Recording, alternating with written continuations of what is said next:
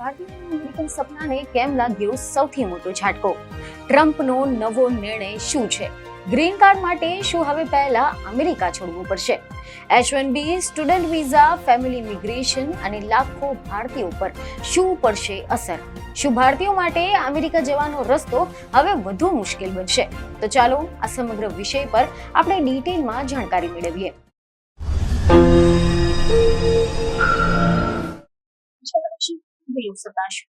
સ્વાગત છે. દર્શક મિત્રો, આજે અમે તમારા માટે એક એવા સમાચાર લઈને આવ્યા છીએ કે જેને લાખો ભારતીયો અને ખાસ કરીને વિદેશ જવાનું સપનું જોતા અને ત્યાં સ્થાયી થયેલા હજારો ભારતીયો, જેમાં ખાસ કરીને ગુજરાતવાસીઓના હૃદયના ધબકારા વધારી દીધા છે. અમેરિકા જે અત્યાર સુધી દુનિયાભરના લોકો માટે લેન્ડ ઓફ ઓપોર્ચ્યુનિટી એટલે કે તકોની ભૂમિ ગણાતું હતું, ત્યાં હવે ઇમિગ્રેશનના નિયમોમાં એક એવો વળાંક આવી ગયો છે કે જેની કલ્પના કદાચ કોઈએ જ નહીં કરી હોય. ટ્રમ્પ પ્રશાસન દ્વારા લેવામાં આવેલા તાજેતરના નિર્ણયે ગ્રીન કાર્ડની રાહ જોઈ રહેલા લોકો માટે મુશ્કેલીઓનો પહાડ ઊભો કરી નાખ્યો છે. આ માત્ર એક સામાન્ય કાયદાકીય ફેરફાર નથી, પરંતુ એક એવી નીતિ છે કે જે હજારો પરિવારોને વિખેરી શકે છે અને વર્ષોની મહેનત પર પાણી ફેરવી શકે છે. પહેલા દેશ છોડો અને પછી જ એન્ટ્રી મળશે. આ સૂત્ર અત્યારે અમેરિકામાં રહેતા બિન નિવાસીઓ માટે એક ડરામણું હકીકત બની ગઈ છે. આ વિડીયોમાં આપણે સમજીશું કે કેવી રીતે આ નવા નિયમો કામ કરશે અને તેની પાછળનો હેતુ શું છે, અને સૌથી મહત્વનું કે આ આપણા ભારતીય ભાઈ બહેનો પર કેવી રીતે ગંભીર અસરો પડશે. આ એક એવી યાત્રા છે કે જેમાં આપણે અમેરિકન ઇમિગ્રેશનના પોલિસીના પાયાથી લઈને વર્તમાન સમયના આઘાતજનક નિર્ણયો સુધીના તમામ વિગતોને આવરી લેવાના છે. તો દર્શક મિત્રો, જેમ આપણે સૌને ખબર જ છે તેમ અમેરિકા એટલે સપનાઓનું શહેર કે જ્યાં દર વર્ષે હજારો ભારતીયો, ખાસ કરીને મહેનતુ ગુજરાતવાસીઓ, પોતાની મહેનત અને બુદ્ધિના જોરે ત્યાં સ્થાયી થવા માટે જતા હોય છે.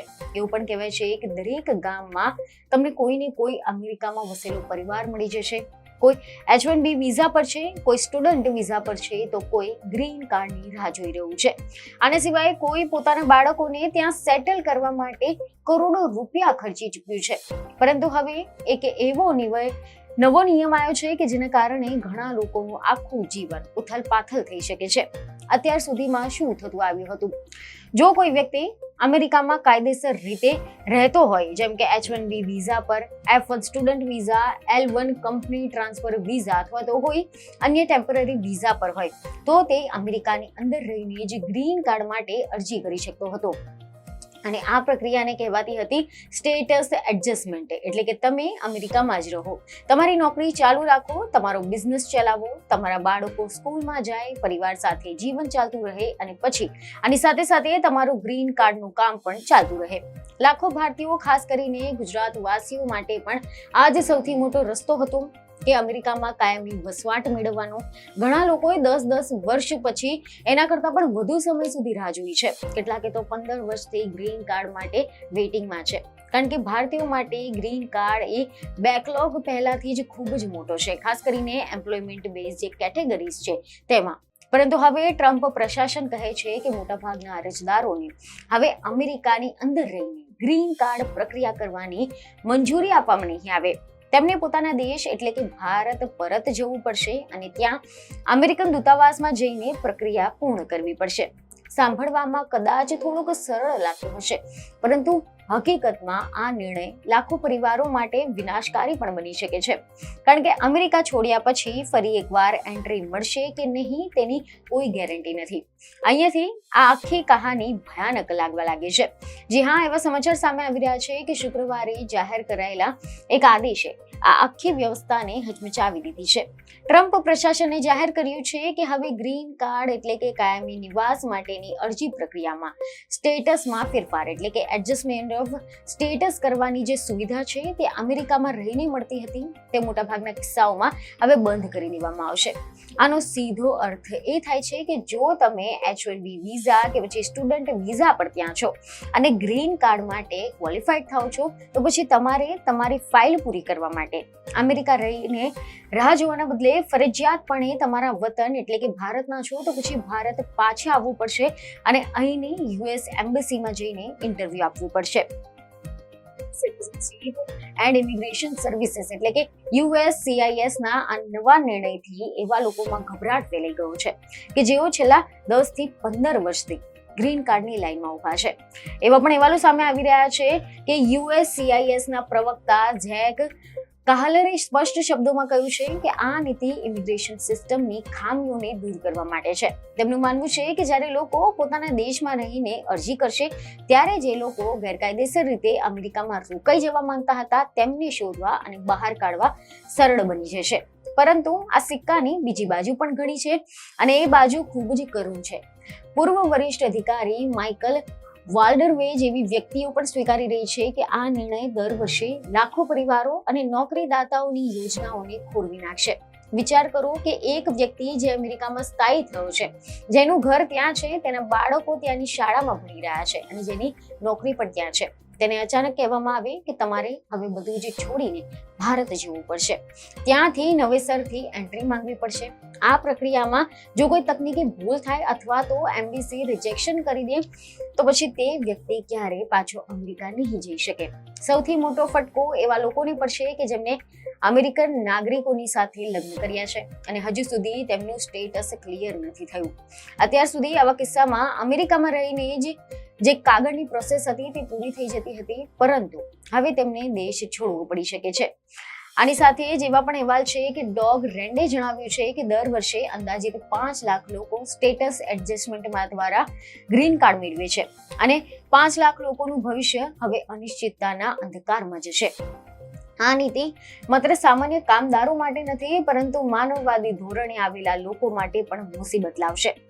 HIAS જેવી સંસ્થાઓએ પણ ચિંતા વ્યક્ત કરી છે કે જે બાળકો અથવા તો મહિલાઓ અત્યાચારનો ભોગ બનીને ભાગીને અમેરિકા આવી છે તેમને પણ કદાચ એ જ જોખમી વાતાવરણમાં પાછા ફરવાની ફરજ પાડવામાં આવશે.